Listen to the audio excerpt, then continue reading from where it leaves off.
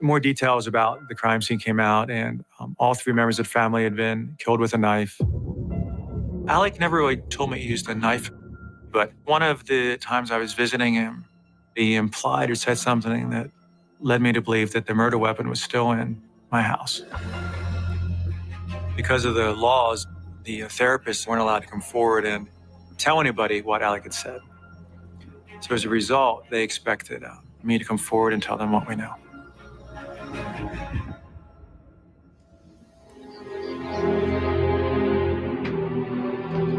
So I went up to his room and started looking.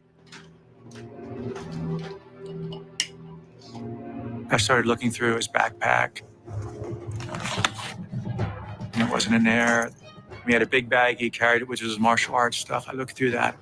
It wasn't in there. And then I opened up his dresser and saw that knife I'd given him as a hand-me-down from father to son. I remember thinking, he wouldn't have used that knife.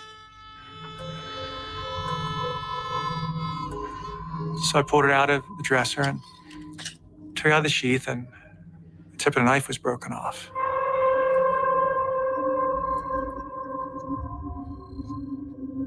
I can't explain it other than this gut feeling. He used this knife. This is it. I know it is.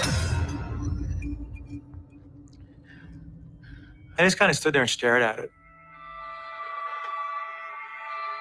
I'd given him this, what I thought was, a sentimental gift.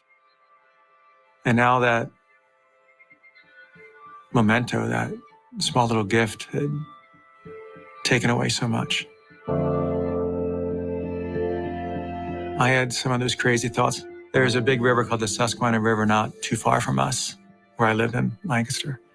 I could drive, if there's nobody behind me, throw it over the edge of the bridge and it'll be gone forever. Nobody will ever know. I thought I could get away with getting rid of that knife. That might have been the last chance to save Alec, I don't know. Maybe it's another way I failed him, I don't know.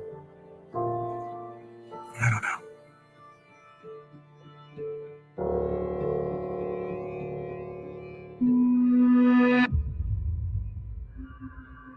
And that's when he told me he killed Kevin and his parents. His initial reaction was what we would come to find with just about everybody, kind of a silence and this stare of like, my gosh, what, really? That's what most people's faces look like when we tell them what happened. What do you think I should do?